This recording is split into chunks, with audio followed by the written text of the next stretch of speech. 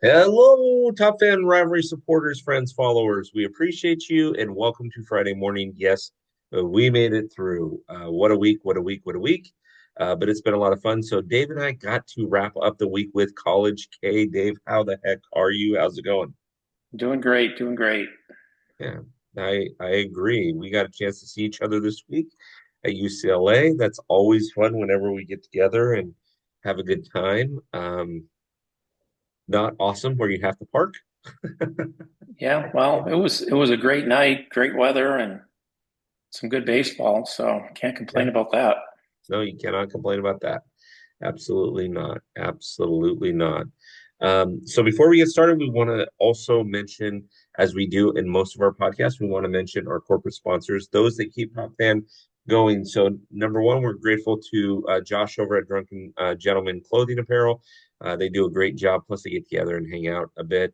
Love Ruby's over in Laguna Beach. If you're wanting decent food, good salads, right there on PCH in Southern California. Head on over to Ruby's Diner. And finally, the Inland Empire is run on Dunkin'. That's right. Dunkin' Donuts of the Inland Empire. So Colton, two locations in Colton, Upland, Fontana, the Ontario Airport, Ranch Cucamonga. The owners of those locations have set aside time to sponsor Top Fan Rivalry, and we are grateful for it. So more to come. Looking forward to some of them as we come into the Arizona market. Dave, let's talk about teams that are ranked. What are you seeing? Well, I mean, it's still early, and most teams aren't playing, top level opponents yet. Some are at some of these and some of these tournaments and stuff. But there's been a few surprises both ways. Some teams that you didn't expect to get beat have gotten beat, and some teams that you thought might not be beating much of anybody are coming up and knocking off some top teams. Teams like A&M have already lost. Virginia, um, Duke had a rough week. Arizona got knocked out of the top 25. So um, yeah, everybody's trying to jockey for position, sort out what they have, and sort out their pitching and kind of see where their strengths are as they get closer to conference play. So I'm just glad we're back. I'm glad we're watching baseball. I had a chance to see Ohio State, Oral Roberts, Austin P, and UCLA, as well as Arizona State live. So I got a good flavor for all of those teams, along with what I catch up with online and maybe watch some of those games on my good friend ESPN Plus. Yeah, exactly. A good friend ESPN Plus. Yes, you mentioned some of the teams that are kind of showing some strength. What's going on in Mississippi, man? I'll tell you. Southern Miss 7-1, not ranked last week, is now ranked 22, and Ole Miss 6-1, not ranked, um, now ranked 24. So something's in the water down there in Mississippi. Yeah, I think you've seen a lot of jockeying for position in that bottom 10 of the top 25. The top 15 haven't moved around a whole lot. Those teams, are pretty well locked into their position unless they really jump in and pull out a really bad loss or two. So, Mhm. like I said, you've seen A&M lose, LSU's lost. Um, I know Georgia's lost. Oregon State's got a loss. Virginia's got a couple. So those teams are kind of stuck where they're at anyway. So, but like I said, the Arizona, Cincinnati's a surprise. They knocked off Duke a couple times. Um, Mhm. so some Yeah, good stuff there, though. Some good baseball. and you've got teams that have historically had good runs that have been not so historically great lately, showing up like UCLA, right? Correct. And Correct. And yeah, we'll talk about individuals in a minute, but there's some really fun players to watch over there. yeah, absolutely. And it's good for we always talk every time I talk with people about Major League Baseball. It's always good to have um it's always good to have something in your back pocket as far as okay, these teams are great and they haven't been historically great. Now they are. UCLA is one of those teams. They have, it's been 6 years since they even made the super regionals, or this is their 6th year. And so they haven't been out to the World Series in a while. So maybe Yeah, they're and turning around. um, in the Big Ten now, so a little bit travel schedule, a little bit different rivalry makeup. Mhm. So some differences there for sure for them, for USC, for a lot of those Pac-12 teams getting used to things. And the Pac-12 teams that had to join the Big 12 are it's a little different as well. I think they're going to see um, some really, really good competition in the TCUs and the Oklahoma States of the world. 100%. I completely agree with you. I completely agree with you on that. So, yeah, so let's turn our attention to individuals and teams. One of the things I want to point out before we get really into to individuals is um, team ERAs and team batting averages. Have you seen this? Have you seen, I mean, Florida State team ERA 1.35. Yale team batting average 3.74. I have never once in my life said Yale baseball, Yale baseball. I've never said that in my life, and I think it's the first time ever. So, thoughts around this? Well, I mean, it's hard to beat any college team, and it's hard to hit, at those rates against anybody. So I don't want to take too much away from it, but I'll say the same thing again. I didn't look at Florida State's schedule, but there's a lot of teams out there that aren't playing top level of opposition right now, and they're run ruling teams, and they're um, just scoring a boatload of runs. So they're fattening up the stats a little bit. Um, so there's some of that going on, but there are some teams out there playing top level competition, and guys are rising to the top. Guys are figuring out, what pitches they're going to play, what their swing's going to look like, what the lineups are going to look like. So there's a lot of that feeling their way around Yeah, right now. We saw it with Arizona State and Ohio State the first weekend of the season. It was gosh, two one-run games. I think it was 9-8 and 8-7, and then and a blowout by Arizona State on the third game. So tons of runs scored yeah, down in Phoenix. yeah. Tons of runs scored. The yes, 100%. And honestly, Dave, you're absolutely right. I equate it more. You're watching a lot of college ball now for personal reasons. I mean, you've got a kid that's playing. I equate some of these teams and some of their competition almost like the central divisions in Major League Baseball, right? Yeah, Well, and remember too that when you're going from major league to college, you're going from wood bat to metal bat. You're going to a little bit smaller fields. Um, So it's a real difference. The ball travels off those metal bats, and those boys are strong. Um, Being a pitcher's dad, I think they should be using wood, but that's another discussion for a different show. But if you want to equalize numbers, we have this discussion last year, and we had it in the stands. I think last week. A 4 ERA in college is pretty darn good because of the way these guys can hit. And, if you're hitting 250, 280 in college baseball, people are wondering what's wrong, which is crazy. But that's kind of the equalization. You need to be hitting north of 350 to be doing a good job. And you need to be pitching to a 4 will get you noticed. Maybe a sub 4 will really get you noticed. Mhm. So, Yeah. There's currently 10 players in D1, 10 pitchers that have ERAs of 0. But when you look at their when you look at their sample size, 2 innings, 3 innings, 4 innings, five sure. innings, I mean it's nothing. These you're not going to have 10 pitchers in D1 that are going to have ERAs of 0 by the end of the season.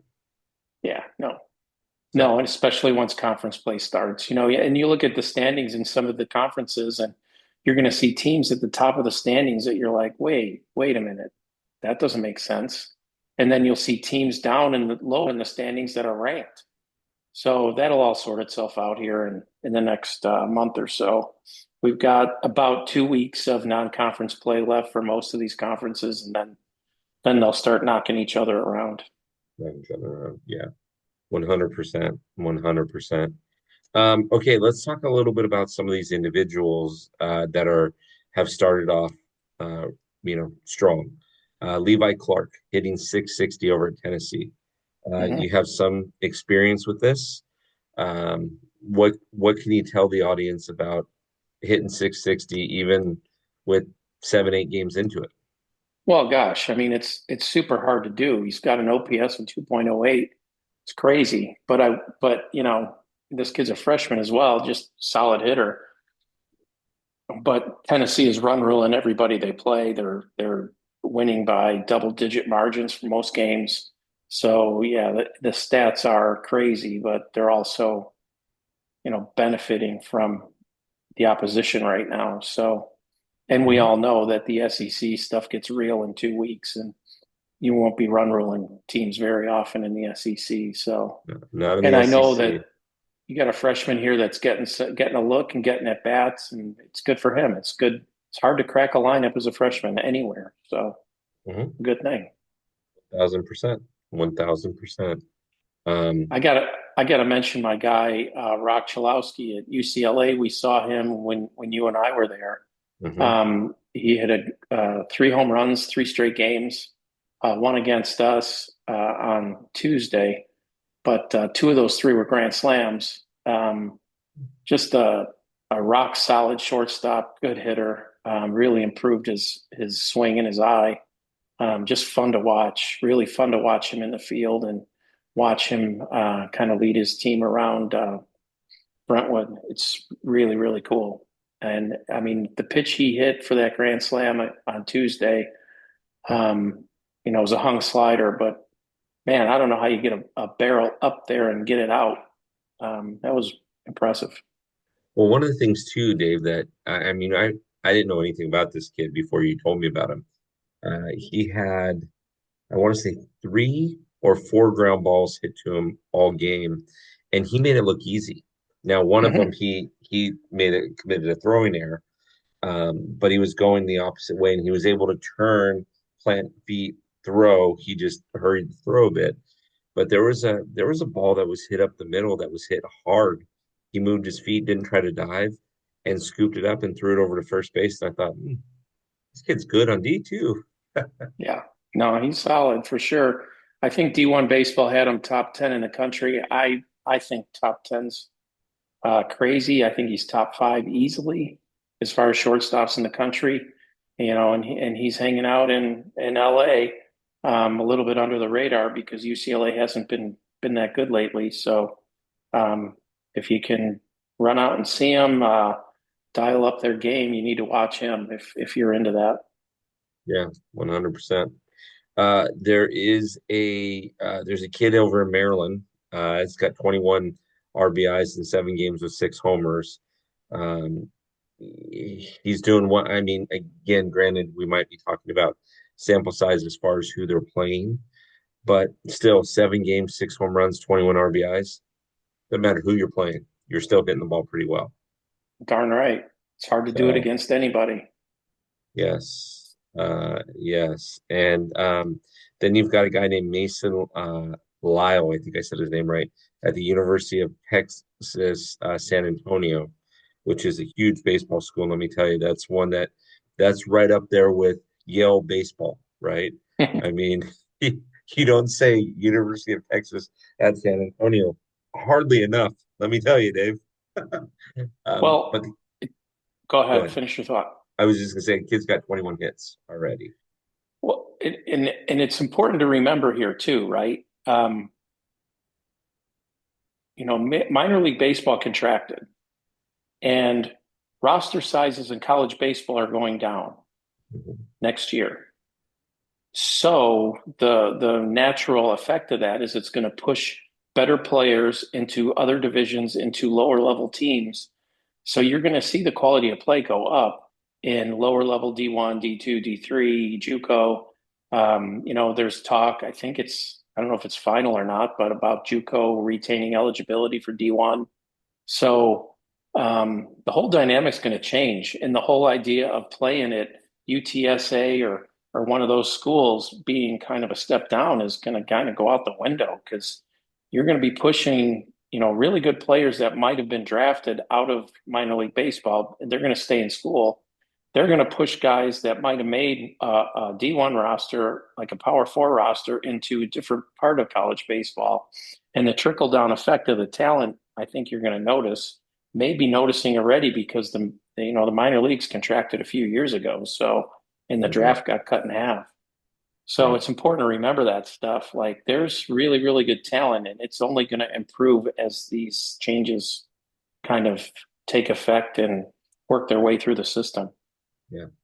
What's important, I think, to recognize, or what I think is important out of this whole thing, is that you're absolutely right with that. But we're also talking. What's so interesting is we're talking about guys that are young, 18, 19, 20, Hmm. and with the economics being what the economics are these days, where in some parts of the country a gallon of gas feels like it's $40. Going to a JUCO for a year or two, or going to a smaller school, might be a little bit more attractive than paying for a larger school, an SC, a Tennessee, a Vanderbilt, something like that. University of Michigan. Yeah, and the fact that, if you go JUCO, you might retain eligibility. That's a big deal. Uh-huh. Um, and it's only going to get more and more prevalent that these top teams are going to build through the portal Hmm. more than they're going to build through recruiting high school seniors. So Hmm. there's going to be a lot of movement. We were talking again in the stands, and it's like you can't really compare a team year over year too much Yeah.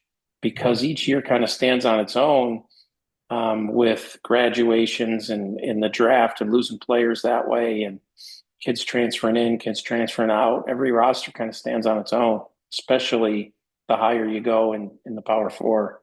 Um, they're bringing in they're bringing in guys constantly to improve that roster and win now.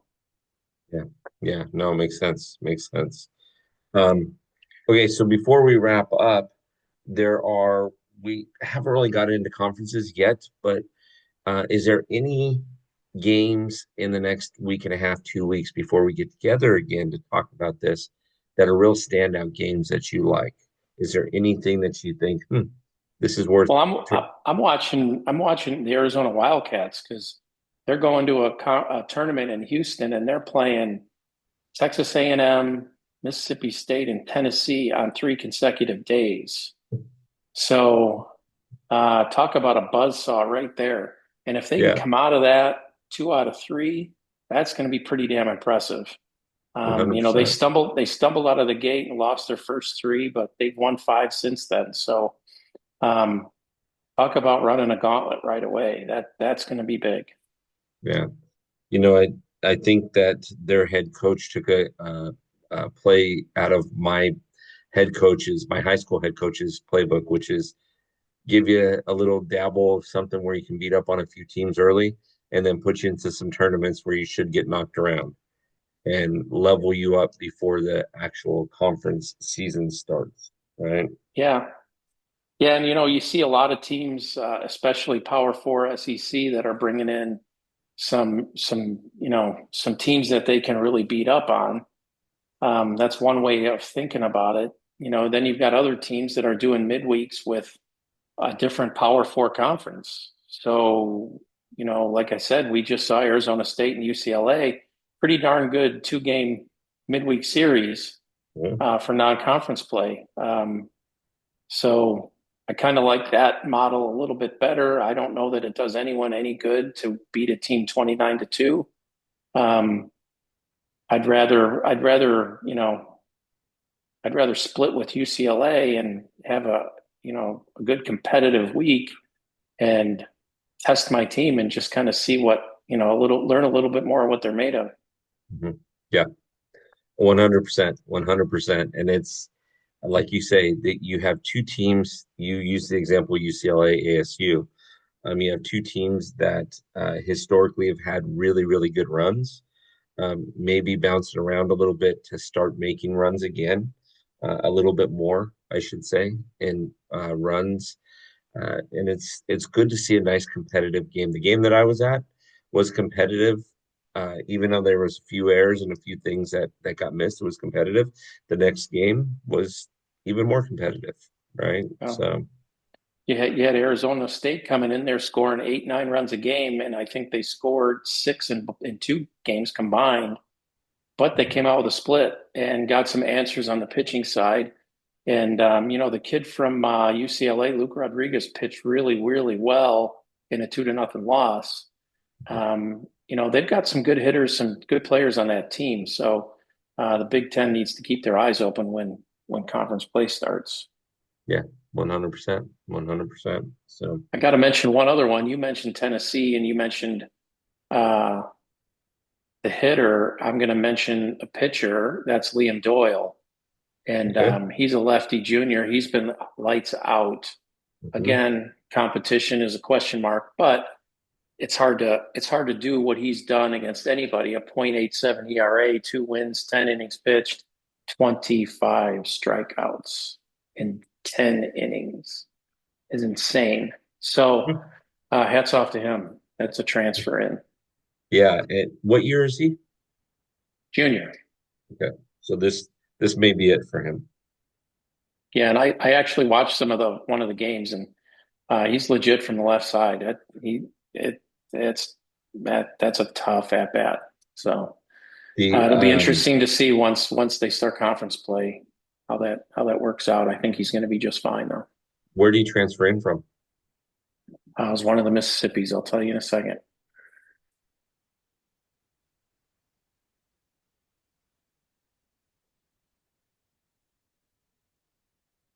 I think it was Mississippi's. I think it was Ole Miss actually.